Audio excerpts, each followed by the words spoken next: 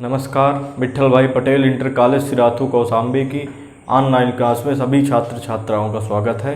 कल की क्लास में हमने कल की क्लास 11वीं की फिजिक्स में 11वीं की फिजिक्स चल रही भाई, तो 11वीं की फिजिक्स में हमने पढ़ाया था एक टॉपिक पढ़ाया था, विमाओं का उपयोग चल रहा है। और इसमें हमने कल की क्लास में भाई क्या बताया था, पहला विमाओं का उपयोग बताया था सूत्र के सत्यता की जांच करना भाई। और आज दूसरा उपयोग बताएंगे। क्या दूसरा उपयोग? कल इसमें ये वाला पढ़ाया था हमने और इसमें से संबंधित एक दो सवाल कराए थे। आज ये वाला पढ़ा दें तो फिर काफ़ी सवाल कराएंगे, इसमें से भी संबंधित कुछ और सवाल करा देंगे। पहले ये वाला पढ़ा दें, इसमें से संबंधित कुछ सवाल करा दें, फिर इकट्ठा सवाल देखेंगे, काफ़ी सवाल देखेंगे, कई सवाल देखेंगे लगातार। तो आज इसको उठा रहे हैं, ये इसमें के जो कुछ बचे हुए सवाल हैं फिर अगली कक्षाओं में करा दिए जाएंगे। और यहाँ से ध्यान देंगे भाई थोड़ा सा, ये वाली क्लास तब आपको समझ में आएगी जब हमारे पूरे पार्ट 3 तक पहला इस चैप्टर का विमीय विश्लेषण का हमने पहला पार्ट डाला है, फिजिक्स का दूसरा पार्ट डाला है, तीसरा पार्ट डाला है, ये चौथा पार्ट लगातार हमारा बनेगा। तो चौथा पार्ट या शायद मुझे लगता है 5वां हो। तो आप जब क्रम से पीछे वाले पार्ट सभी देखते जाएंगे तब ये आपको समझ में आएगा, अन्यथा आपको समझ में नहीं आएगा। तो जो लोग नए देख रहे हैं, आज से शुरुआत की है देखना, तो पीछे शुरुआत कीजिए भाई, पहले पार्ट से देखिए, पूरा देखिए वीडियो, तब जाके समझ में आएगा। और कॉपी पेन लेके बैठिए और जो होमवर्क दिया जाता है बिल्कुल करके दिखाइए। इससे हमें भी थोड़ा ये रहता है कि हाँ लड़के पढ़ रहे हैं, अन्यथा पता ही नहीं चलता कि लड़के पढ़ रहे हैं कि नहीं पढ़ रहे हैं। वीडियो डाल रहे हैं, बस हो गया, चलता रहता है। तो आप थोड़ा सा जो होमवर्क दिया जाता है उसको सिंसियरली तरीके से बिल्कुल करके दिखाइए। तो पर्सनली नंबर पर दिखाइए, तो ग्रुप में दिखाइए। तो चलो देखते हैं। कल हमने ये वाला बताया था, काफी लड़के इसमें करके दिखाए हुए हैं। तो इसमें लेकिन कुछ लापरवाही कर रहे हैं, सभी को दिखाना है। जो होमवर्क दिया जाता है कल इसमें इस टॉपिक से संबंधित एक होमवर्क दिया गया था, एक छोटा सा सवाल दिया गया था, बहुत कठिन नहीं था। तो आज दूसरा नंबर देखेंगे, सूत्र स्थापित करना अथवा भौतिक राशियों में क्या संबंध स्थापित करना। तो इसमें पहले ध्यान देंगे भाई, थोड़ा सा सूत्र स्थापित करना होता है। तो सूत्र स्थापित करने के लिए पहले 4 लाइन थोड़ा सा थ्योरी लिख दे, फिर इसको समझा रहे हैं। यदि कोई भौतिक राशि यदि कोई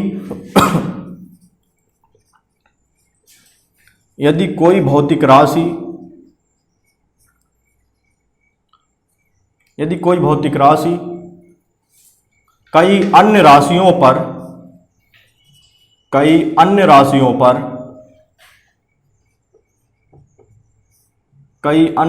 पर निर्भर होती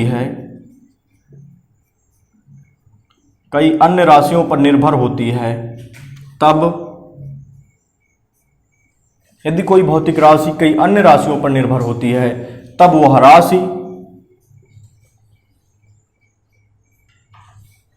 कई अन्य राशियों के अनुक्रमानुपाती होती है। कई अन्य राशियों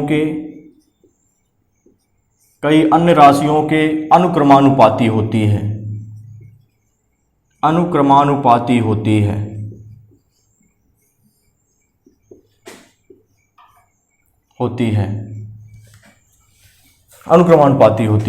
इसी का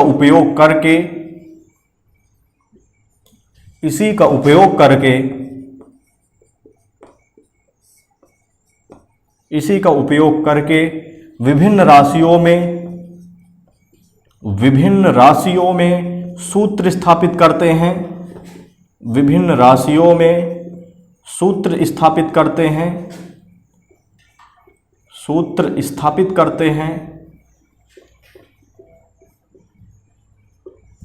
अथवा सूत्र की स्थापना करते हैं। विभिन्न राशियों में संबंध स्थापित करते हैं, विभिन्न राशियों में संबंध स्थापित करते हैं अथवा सूत्र स्थापित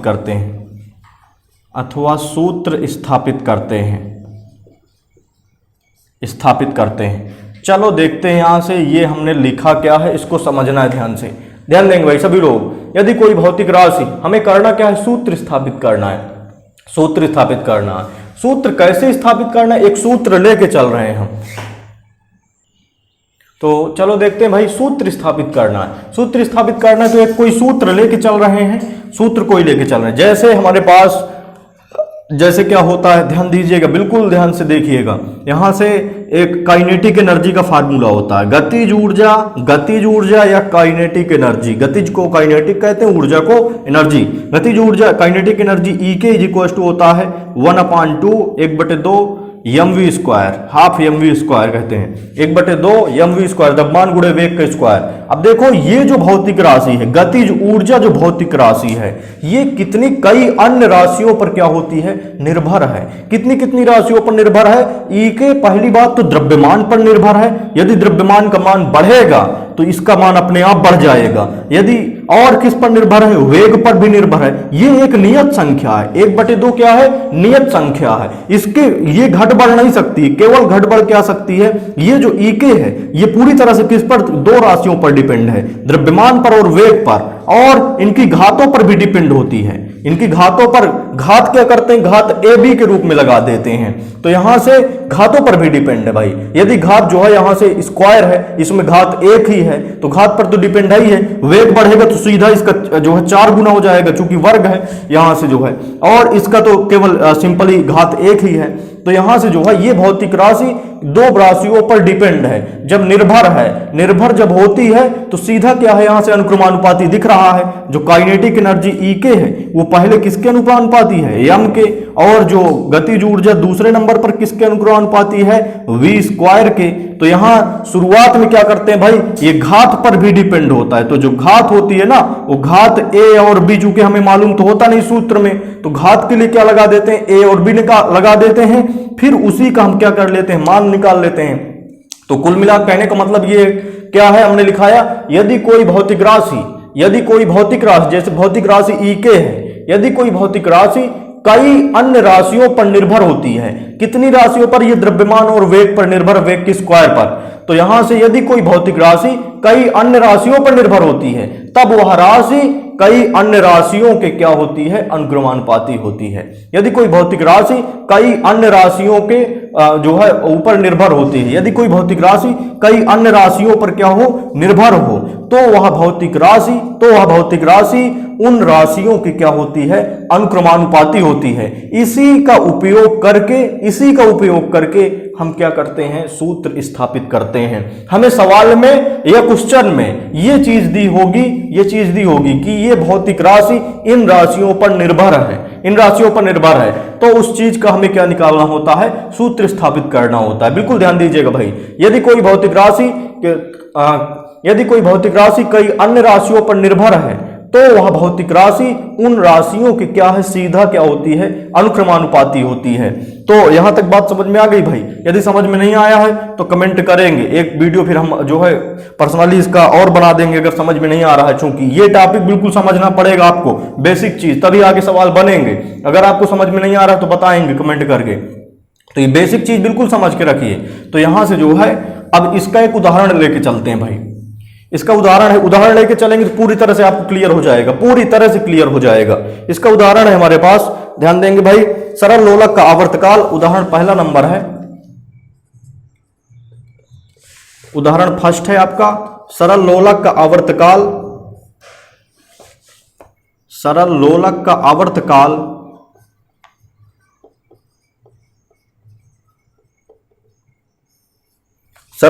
आवर्तकाल टी लोलक की लंबाई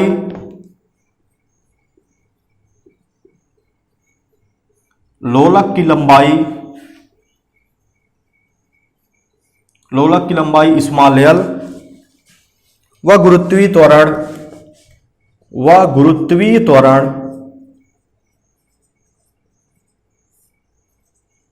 गुरुत्वीय त्वरण स्मॉल जी पर निर्भर है।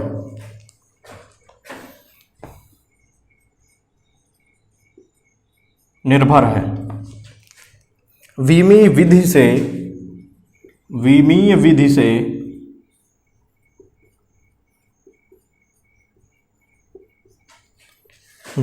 विधि से आवर्तकाल के लिए वीमी विधि से आवर्तकाल के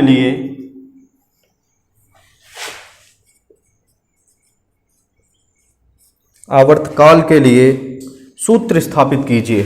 वीमी विधि से आवर्तकाल के लिए सूत्र स्थापित कीजिए। सूत्र स्थापित कीजिए। ये सवाल दिया हुआ है या उदाहरण दिया हुआ है, ध्यान देंगे भाई। हमने बताया था सूत्र स्थापित करना अथवा भौतिक राशियों में संबंध स्थापित करना। तो कितनी भौतिक राशियां हैं? आवर्तकाल है, लोलक की लंबाई एक भौतिक राशि है, त्वरण एक भौतिक राशि है। इनमें संबंध स्थापित करेंगे तो आवर्तकाल, लंबाई और त्वरण में आपस में संबंध स्थापित करेंगे या सूत्र की क्या करेंगे? स्थापना करेंगे। और इसके किसका उपयोग करके? निर्भरता का उपयोग करके। जब कोई भौतिक राशि किसी के ऊपर क्या होती है? निर्भर होती है, तो वो तो या तो जो है वो सीधा अनुक्रमानुपाती होती है, आप ये कह सकते हैं। वो व्युत्क्रमानुपाती भी हो सकती है, अनुक्रमानुपाती भी हो सकती है, लेकिन हम अनुक्रमानुपाती की कंडीशन लेके चलते हैं, फिर वो अपने आप निकल आती। जैसे हमने बताया कि अगर आप फार्मूला देखें जो है t बराबर क्या होता है? 2 पाई अंडर रूट एल अपान जी होता है। तो ये जो आवर्तकाल है, ये लंबाई की क्या है? जो है अनुक्रमानुपाती है और गुरुत्वीय त्वरण की व्युत्क्रमानुपाती है। तो ये सीधा दो राशियों पर निर्भर है।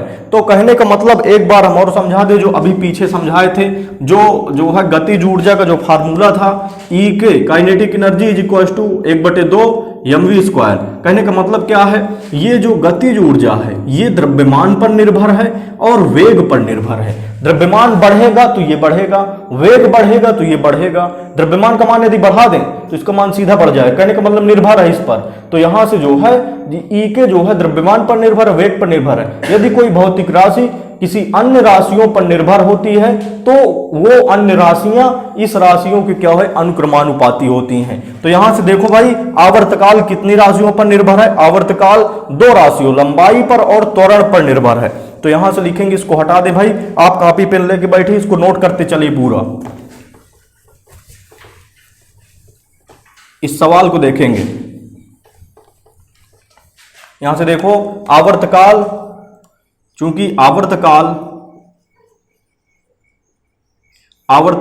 t, लोलक की लंबाई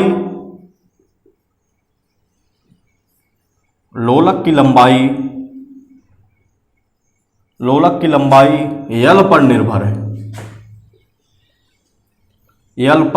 है,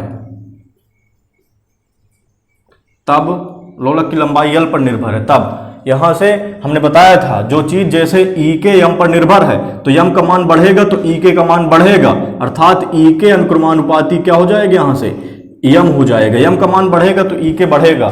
तो लोलक आवर्तकाल टी, लोलक की लंबाई L पर निर्भर है, अर्थात टी अनुक्रमानुपाती L हो जाएगा। लेकिन हमने बताया था कि यहां घात की भी कंडीशन आती है। घात हमें पता नहीं चल रही है कि घात 1 पर निर्भर है कि घात 2 पर निर्भर है। यहां फार्मूले से तो हमें तो सीधा पता चल रहा है कि वेग की घात 2 पर निर्भर है, वेग की घात 2 के अनुक्रमानुपाती है, लेकिन यहां पर पता नहीं चल रहा है, इसलिए टी अनुक्रमानुपाती L की घात क्या लगा देंगे? ए लगा देंगे। अभी इसका ए का मान हमें पता चल जाएगा। तो आवर्तकाल टी किस पर निर्भर है? लोलक की लंबाई L पर निर्भर है। अगर निर्भर की कंडीशन आए तो सीधा समझना है अनुक्रमानुपाती है। क्योंकि यदि कोई चीज किसी के ऊपर निर्भर है, निर्भर होने का मतलब क्या है? ये घटेगी तो ये घटेगा, ये बढ़ेगी तो ये बढ़ेगा। निर्भर होने का सीधा मतलब होता है, निर्भर कोई चीज जब किसी के ऊपर निर्भर होती है तो ये घटेगा तो ये घटेगा, ये बढ़ेगा तो ये बढ़ेगा। घटना बढ़ना की कंडीशन जब आती है तो अनुक्रमानुपाती आता है सीधा। तो आवर्तकाल टी लोलक की लंबाई L पर निर्भर है, तब क्या हो जाएगा? जब निर्भर है तो टी अनुक्रमानुपाती L, और यहां घात का भी कंडीशन आती है, घात 1 पर निर्भर है कि घात 2 पर निर्भर है। इसलिए अभी घात तो पता नहीं है, इसलिए L की घात क्या लगा दिया? ए लगा दिया। अब दूसरी नंबर, तथा यहां से तथा और किस पर निर्भर? आवर्तकाल टी इस पर निर्भर है। वह किसके ऊपर निर्भर है? आवर्तकाल टी गुरुत्वीय त्वरण जी पर निर्भर है, अर्थात जी पर निर्भर है। अर्थात यहां से जो है जो आवर्तकाल t है, निर्भर का मतलब हमने बताया था, ये बढ़ेगी तो ये बढ़ेगा, ये घटेगा तो ये घटेगा, तो t अनुक्रमानुपाती g हो गया। और हमें पता नहीं है कि घात 1 के निर्भर है कि घात 2 के निर्भर है, घात 1 के अनुक्रमानुपाती, घात 2 के अनुक्रमानुपाती है, तो g की घात a हो गया है। यहाँ क्या लगा देंगे, b लगा देंगे। ये क्वेश्चन फर्स्ट हो गया, क्वेश्चन सेकंड हो गया। अब इसके बाद सवाल हटा सकते हैं भाई, चूंकि सवाल आप नोट करते चलिए, ब्लैक बोर्ड में कम जगह है, यहाँ से व्हाइट बोर्ड में सवाल नोट कर लेंगे। अब इसके बाद देखो यहां से हमारे पास आगे जो कंडीशन बनेगी, ये समीकरण 1 और 2 को संयुक्त करने पर, समीकरण 1 व 2 को संयुक्त करने पर,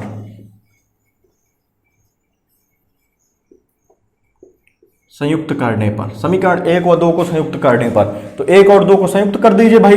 तो t अनुक्रमानुपाती पहले क्या है, l की पावर a है, और t अनुक्रमानुपाती ही क्या है, t अनुक्रमानुपाती l की पावर a, t अनुक्रमानुपाती ही क्या है, g की पावर b है, g की पावर b है। तो देखो इसमें दोनों समाहित है भाई, इक्वेशन फर्स्ट भी समाहित है, t अनुक्रमानुपाती l की पावर a, t अनुक्रमानुपाती g की पावर b, इन दोनों को सम्मिश्र कर दिया, मिश्रित कर दिया, तो ये बन गया हमारे पास। अब यहां से जो है अनुक्रमानुपाती चिन्ह हटेगा, अनुक्रमानुपाती चिन्ह हटेगा तो t बराबर आएगा और एक नियतांक k जुड़ जाएगा। अनुक्रमानुपाती चिन्ह हटा तो t बराबर आया, एक नियतांक k जुड़ गया, और l की पावर a है और g की पावर b है। ये उसी प्रकार है। अब इसके बाद देखो मेन रूप से फार्मूला तो आ गया हमारा, सूत्र तो आ गया। अब सूत्र आ गया, यदि यहां से जो है a और b की वैल्यू और मिल जाए तो हमारे पास आराम से फार्मूला बन जाएगा। तो चलो देखते हैं यहां से सूत्र स्थापित करने के लिए क्या है, जो हमने अभी पहला विमाओं का पहला नियम बताया था, किसी दिए गए सूत्र की सत्यता की जांच करना। जांच कैसे की जाती थी भाई, यदि कोई सूत्र सत्य होता था, यदि कोई सूत्र क्या होता था, सत्य होता था, पिछला वीडियो देखिएगा, यदि कोई सूत्र सत्य होता है तो उसके बाएं पक्ष की विमा बराबर क्या होता है, दाएं पक्ष की विमा। तो सूत्र यदि दिया गया सूत्र सत्य होगा तब जो है क्या है, इसके बाएं पक्ष की विमा और दाएं पक्ष की विमा आपस में क्या होगी, बराबर होगी। तो इसके बाएं पक्ष की विमा निकाल लीजिए, बाएं पक्ष की विमा, बाएं पक्ष की विमा, बाएं पक्ष की विमा क्या होगी भाई, बाएं पक्ष क्या है, आवर्तकाल है, बाएं पक्ष क्या है आपका, आवर्तकाल है। तो आवर्तकाल की विमा, आवर्तकाल हमने बताया था, आवर्तकाल एक प्रकार का क्या है, समय है। ये हमारा क्या हो गया, लोलक हो गया भाई, ये क्या हो गया आपका, लोलक हो गया। इधर इसको हम पकड़ के खींच के इधर जो है जब छोड़ेंगे यहां से तो इधर कुछ ना कुछ इस दूरी तक जाएगा, तो यहां से यहां तक जाने और वापस आने में जो लगा समय है वही समय क्या कहलाता है, आवर्तकाल कहलाता है। तो आवर्तकाल एक प्रकार का समय है। बाएं पक्ष की जो विमा, बाएं पक्ष में टी दिख रहा है, टी एक प्रकार का आवर्तकाल है, आवर्तकाल समय है, समय की विमा क्या होगी, कैपिटल टी हो गया। अब इसके बाद दाएं पक्ष की विमा निकाल लेते हैं।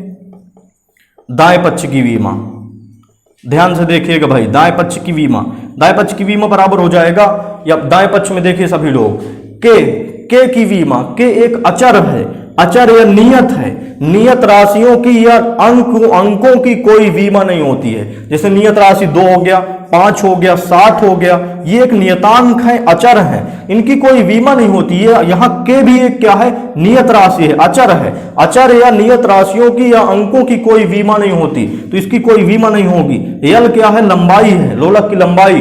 तो लंबाई की जो है, लंबाई की क्या हो जाएगी भाई, यल क्या है आपकी लंबाई, लंबाई की बीमा क्या होगी, कैपिटल यल हो गया। यल लंबाई है, लेंथ की क्या हो जाएगी, यल हो गई, और पावर में ए लगा है तो क्या लगा देंगे यहां से, पावर ए लगा दिया, और इनटू में हो जाएगा हमारे पास जी गुरुत्वीय त्वरण है। हमने बताया था रेखीय त्वरण या गुरुत्वीय त्वरण दोनों की बीमाएं समान होती हैं। तो यहां से रेखीय त्वरण या गुरुत्वीय त्वरण की बीमा क्या होती है, यल टी की पावर -2।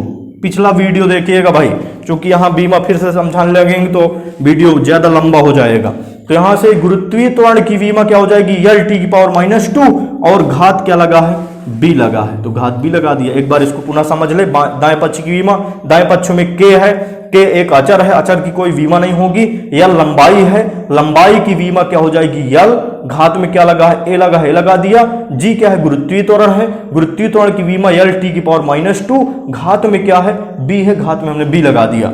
अब इसके बाद देखो इसको हल कर ले थोड़ा, यल की पावर ए दिख रहा है, और इनटू में गुणा में यल की पावर यहाँ क्या दिख रहा है भाई, यल की पावर बी, तो यल की पावर बी हो गया, और टी की पावर यहां से -2 का बी के साथ गुणा, तो टी की पावर -2 भी हो गया। अब यल की घात ए आधार समान है, जब जो है आधार समान होता है तो गुणा में घातें क्या हो जाती हैं, जुड़ जाती हैं। तो यहां से सीधा कितना बनेगा, यहां से हमारे पास जब आधार समान होता है तो गुणा में घातें जुड़ जाती हैं, तो यल की पावर घातें जोड़ दीजिए, तो a प्लस बी, और इनटू में क्या है हमारे पास t की पावर -2 भी हो गया। तो ये हमारी क्या आ गई, वीमा आ गई भाई, ये वीमा आ गई। अब यहां से जो है आगे चलेंगे, इसको नोट करते चलिए भाई। सवाल चूंकि आपका जो है एक सवाल लगा रहेगा बढ़िया से, तो आप आगे से आगे सवाल लगा पाएंगे।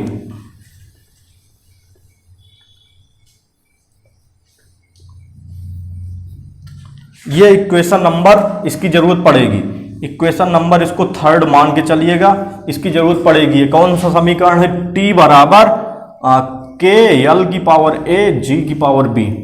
अब इसके बाद ध्यान दीजिएगा भाई,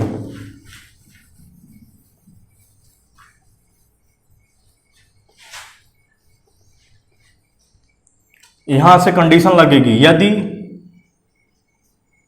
दिया गया सूत्र सत्य हो, यदि दिया गया सूत्र सत्य हो, चूंकि सत्य ही है, यदि दिया गया सूत्र सत्य होगा, तब बाएं पक्ष की वीमा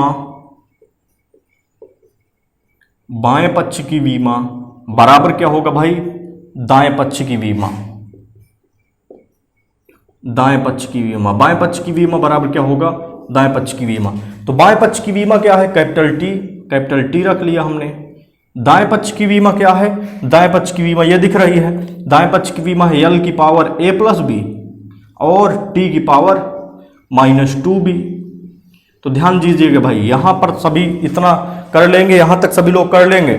अब इसके बाद देखो यहां से जो है, यहां से बिल्कुल ध्यान दीजिएगा, केवल बाएं पक्ष में क्या है, टी दिख रहा है।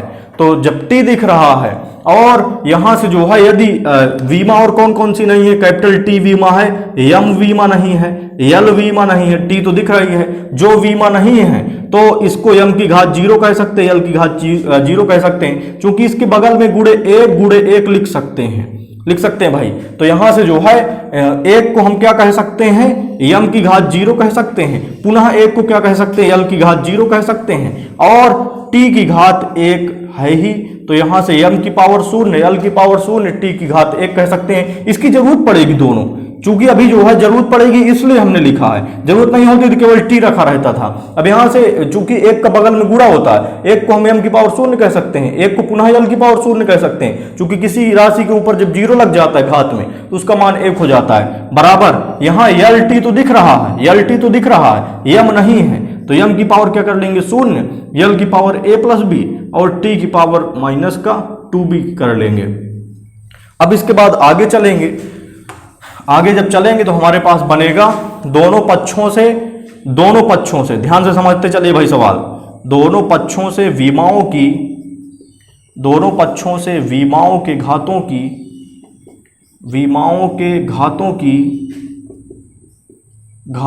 तुलना करने पर दोनों पक्षों से वीमाओं के घातों की तुलना करने पर, तो दोनों पक्षों से वीमा यम की घात की तुलना करना है, दोनों पक्षों से वीमाओं के घातों की यम वीमा के साथ तुलना करना है, यल वीमा की घात के साथ तुलना करना है, टी वीमा की घात के साथ तुलना करना है। तो इधर यम की घात क्या है, यम की घात 0 है, इधर यम की घात क्या है 0 है। केवल वीमा की घातों की तुलना करना है, हमें घात देखना है, घातों की तुलना। और यल की पावर इधर क्या है 0 है, इधर यल की पावर क्या है, यल की पावर a प्लस बी है। ध्यान से देखते चलिए भाई, यल की घात की हमने तुलना कर दी, यल की घात 0 है, यल की घात a प्लस बी है, तो a प्लस बी बराबर क्या हो गया 0। अब t की घात इधर क्या है, t की घात 1 है, इधर t की घात कितना है -2b है। तो यहां से ये वाला क्या निकल के आएगा, माइनस का दोनों पक्षों में गुणा करेंगे तो माइनस माइनस प्लस, इधर माइनस हो गया। अब 2 गुणे में है, इसको इधर ले आइए तो b बराबर क्या हो जाएगा -1/2 हो गया। तो जब b की वैल्यू इतनी आ गई तो b की वैल्यू यहां पर रख दो, तो b की वैल्यू जब रखेंगे तो a उसी प्रकार, और प्लस यहां से b का मान कितना है -1/2 है। ये देखिए भाई a प्लस बी की वैल्यू इतनी है, बराबर कितना दिख रहा है, 0 दिख रहा है। अब प्लस माइनस गुणा यहां पर क्या हो जाएगा, प्लस माइनस गुणा यहां माइनस हो गया। अब इसको जो है कहां ले जाएंगे, -1/2 को उस पार ले जाइए, तो यहां से a इज इक्वल टू कितना हो जाएगा, 1/2। अब a और b का मान, ये समीकरण 3 था आपका, ये समीकरण 3 था, पीछे बताए थे अभी। a और b का मान समीकरण 3 में रखने पर, a और b का मान, a और b का मान समीकरण 3 में रखने पर, समीकरण 3 में रखने पर, 3 में रखने पर, तो समीकरण 3 में जब रखेंगे तो हमारे पास क्या बनेगा, t इज इक्वल टू के एल की पावर a का मान 1/2 है, इंटू में g की पावर b का मान कितना है, -1/2। तो जब माइनस वाली घात को हम हर में ले जाएंगे तो उसकी घात क्या हो जाएगी भाई, प्लस में हो जाएगी। तो के एल की पावर 1/2 और बटे में इसको जब हम नीचे ले जाएंगे तो क्या हो जाएगा, यहां से इसकी घात प्लस में हो जाएगी, तो g की पावर क्या हो जाएगा, 1/2 हो जाएगा। तो g की पावर जब 1/2 हो गया, ये l की पावर 1/2 है, इस राशि को हम नीचे ले गए तो घात माइनस में, तो क्या हो जाएगी, घात प्लस में हो जाएगी। अब कह सकते हैं के यल की यल, अब देखो अंश में 1/2 घात है, हर में 1/2 घात है, तो अंश बटे हर की पूरे की घात 1/2 कह सकते हैं। तो यल अपान जी की घात पूरा क्या कह सकते हैं, 1/2 कह सकते हैं। यदि हम इसको तोड़े तो अंश की पावर 1/2 और बटे हर की पावर 1/2 हो जाएगा, अंश की पावर 1/2 बटे हर की पावर 1/2 हो जाएगा। तो अब जो है, जो घात है, हम 1/2 जो है, जो घात में 1/2 लगाते हैं, इसको हम क्या कह सकते हैं, अंडर रूट भी कह सकते हैं। इसको क्या कह सकते हैं भाई, अंडर रूट भी कह सकते हैं। तो अंडर रूट हमने लगा दिया, तो t बराबर के अंडर रूट एल अपान जी, बस फार्मूला यहीं तक आता है। और जो सूत्र की स्थापना करते हैं, या जो है सूत्र की स्थापना करना, सूत्र की स्थापना करना जो विमाओं का उपयोग का दूसरा नंबर है, इसमें एक जो है भाई एक कमी है। इसमें क्या कमी है, या अपवाद कह सकते हैं कि इसमें जो है अचर का मान नहीं निकल पाता है। विमाओं की सहायता से सूत्र की स्थापना तो हो जाती है, लेकिन अचर का मान निकल नहीं पाता है। इसको प्रयोगों के आधार पर रखा जाता है, प्रयोग के आधार पर जो है स्वयं से रखा जाता है। तो यहां पर क्या कहेंगे, ये सूत्र जो है आपको पता होना चाहिए, जैसे t बराबर 2 पाई अंडर रूट एल अपान जी। तो प्रयोगों के आधार पर यहां से इसका मान, के का मान कितना है, 2 पाई, या यहीं तक रख सकते हैं, यहीं तक रख। तो हमारे पास दिए गए सूत्र की क्या हो गई, स्थापना हो गई। पूरी तरह से एक बार रिपीट करके, अगर आपको समझ में नहीं आया, वीडियो दोबारा रिपीट करके देखिए, वीडियो को भाई दोबारा तिबारा रिपीट करके देखिए, चूंकि आपके पास वीडियो उपलब्ध है जो है। तो दोबारा तिबारा जब रिपीट करके देखेंगे तब भी नहीं आ रहा तो कमेंट बॉक्स में लिखिए, तब हम उसको समझाएंगे। एक सवाल भाई घर के लिए दे रहे हैं, घर के लिए दे रहे हैं जरूर, चूंकि ये कठिन है थोड़ा सा। अगर आपसे नहीं बनेगा कमेंट में बताइएगा बन गया है कि नहीं बन गया। जो जिसके बन जाए वो सीधा होमवर्क करके दिखाएगा, जिसका नहीं बना है वीडियो में नीचे कमेंट होता है, कमेंट में करके जो है बताइए कि नहीं बना सर, तो जो है अगला वीडियो में हम उस सवाल को करा देंगे। बिल्कुल चूंकि महत्वपूर्ण है ये सवाल, बिल्कुल समझ लीजिए कि अर्धवार्षिक में व वार्षिक में ज्यादा नंबर में आते हैं, 5-5 6-6 नंबर में आते हैं। तो बिल्कुल इन सवालों को आप जो है सही ढंग से कई बार जब करेंगे तो कोई सा भी सवाल आ जाए आपसे बन जाएगा। तो यहां से जो है दूसरा सवाल हम करके जो है लिखे दे रहे हैं। कुछ लोगों से बन सकता है, कुछ से नहीं बने तो बिल्कुल बताइएगा, तो दोबारा वीडियो में हम उसको पहले बताएंगे फिर आगे बढ़ेंगे। तो यहां से हमारे पास जो दूसरा नंबर सवाल है, दूसरा नंबर सवाल कह रहा है, ध्यान देंगे भाई। सवाल कह रहा है एक वृत्तीय कक्षा में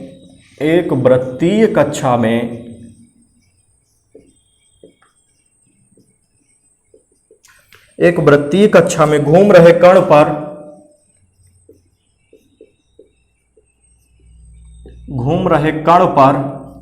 एक वृत्तीय कक्षा में घूम रहे कण पर लगने वाले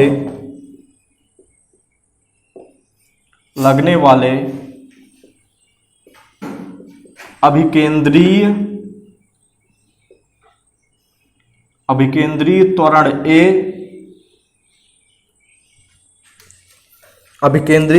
ए का मान, ये त्वरण है लिखा है भाई, अभिकेंद्रीय त्वरण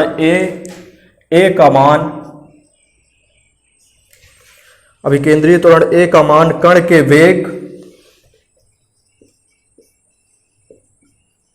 कण के वेग v तथा त्रिज्या r पर निर्भर करता है।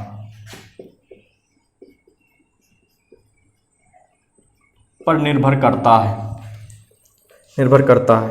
तब विमीय विधि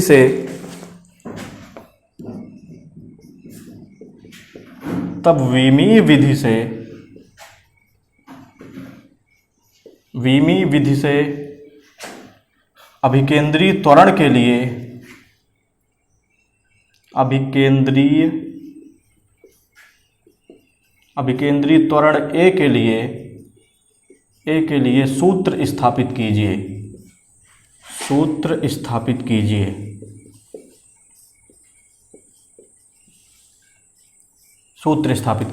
देखो A का फार्मूला क्या होता है भाई, A बराबर होता है v²/r होता है।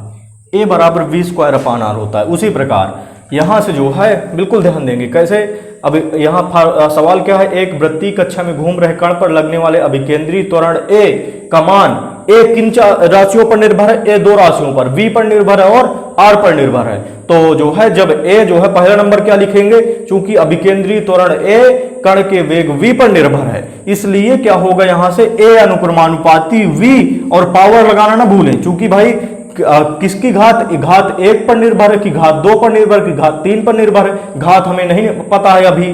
तो यहां से जो है A की जो है अभिकेंद्रीय त्वरण A कण के वेग V पर निर्भर है, इसलिए क्या होगा A अनुक्रमानुपाती V की पावर B। और इसी प्रकार जो अभिकेंद्रीय त्वरण A है और किस पर निर्भर है, त्रिज्या R पर निर्भर है, इसलिए A अनुक्रमानुपाती R की पावर क्या हो जाएगा, B हो जाएगा। चूंकि घात क्या लगाएंगे, A हो गया, B लगाएंगे, फिर दोनों समीकरणों को संयुक्त कर देंगे। सबसे पहले क्या होगा, A अनुक्रमानुपाती V की पावर A और इनटू में R की पावर क्या हो जाएगा, B हो जाएगा। फिर अनुक्रमानुपाती चिन्ह हटेगा, फिर बाएं पक्ष की विमा निकाल लेंगे, दाएं पक्ष की विमा निकाल लेंगे। यदि दिया गया सूत्र सत्य होगा तो बाएं पक्ष की विमा बराबर क्या होगा, दाएं पक्ष की विमा। बाएं पक्ष और दाएं पक्ष की विमा जब जो है बराबर लिख लेंगे तो फिर क्या होगा भाई, अगर यम नहीं है दोनों पक्षों में, यम यल या कोई भी जो है विमा नहीं है, तो उसकी घात क्या लिख लेंगे, शून्य लिख लेंगे, चूंकि बगल में 1 का गुणा होता है।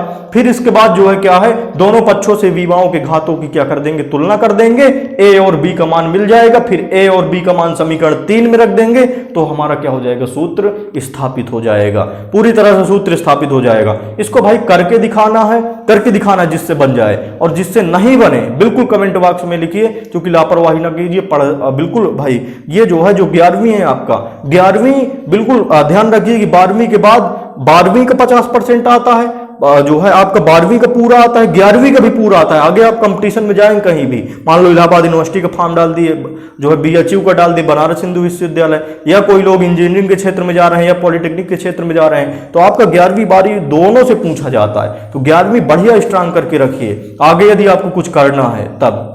तो इसको करके दिखाइएगा भाई, अगली क्लास में जो है इसको देखेंगे।